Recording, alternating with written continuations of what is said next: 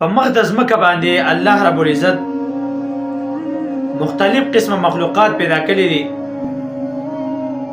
لیکن بعض خلق الله رب العزت ته ډیر زیات محبوب دي. بعض خلق الله رب العزت په دې تمام مخلوقات باندې اوچت کړي دي، لوی او عظیمه درجه له الله رب العزت ورکړي ده. یو قسم خلق دا علما دي، علما له الله رب العزت ډیر عظیمه او لوی درجه ورکړي ده. تاسو وګورئ الله رب العزت سره د علم د حضرت اسرائیل علیه السلام نه تاسو وکړه و آتا چرته جړلې دي، نو اسرائیل علیه السلام ته فرمایي او یا الله یو وخت ما باندې د ستیر شوی دی چې ما وخندل، بل وخت په ما باندې د سراله چې ما ته وجړل، او یا الله یو زیاده سی او چالت ډیر زیات ویریدم. الله رب العزت سره د علم ته الله رب العزت ته پوسوکا په کوم ځای کې دي جړل دي، په کوم ځای کې دي خندلې دي، او په کوم ځای کې ویری دي. نو اسرائیل علیه السلام ته فرمایي یا الله تا ته حکم وکړه چې لاچا د پلانی انسان نه په بازار کې ولاړ دی روح ته قبض کا. یا الله چې زه کله لاړم هغه انسان سپړی اخیستلې، پیزار ځان له اخیستل، اکستې وې ماله داسې پیزار راکا چې دا پیزار زما یو کال وکي، او تا ماله مخکې پیزار راکلی و هغه ډېر زر وشلېده، ماله داسې پیزار راکا چې زما یو کال یا 2 کال زما وکي. نو یا الله زه چې کله ورسېدم تا ماته حکم کړی و چې روح ته قبض کا، زه په سر باندې ولاړم ما ته روح قبض کاوه او د کال سوداګانې کولې.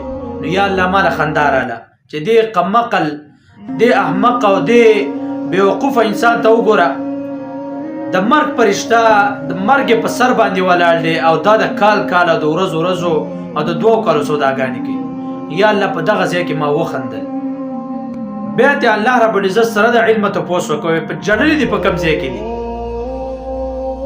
د اسرائیل علیه السلام فرمایي و یا الله تا ما ته حکم وکړه چې لاچا په غر کې زنانه د لاچر دغه روح قبض کا.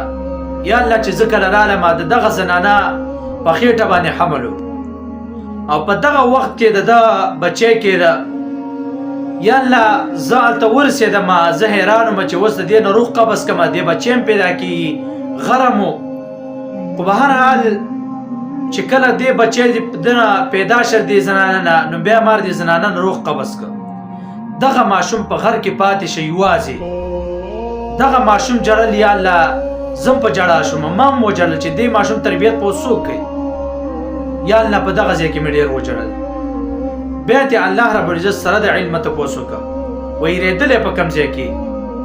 نو اسرائیل علیه السلام ته فرمایي یا الله تا ما ته حکم وکړه چې لاچا د پلانی انسان نه روح قبض کا، د پلانی عالم نه روح قبض کا. یا الله چې ذکر لاړم عالم نه می چې روح قبض کاو، نو څنګه چې په کور باندې ورننه وتم دغه کور نه یو عظیمه رڼا راوتله، یو لوی شغله راوته. یا الله زه د هغې نه ډېر زیات ویرېدم. الله رب العزت ته فرمایي و ای اسرائیل علیه السلام آیا تا ته پته شته چې دا عالم څوک و؟ اسرائیل علیه السلام ته وفرمایي یا الله ما ته خو پته نشته، تا راته ویلو چې لا چروتې قبض کا.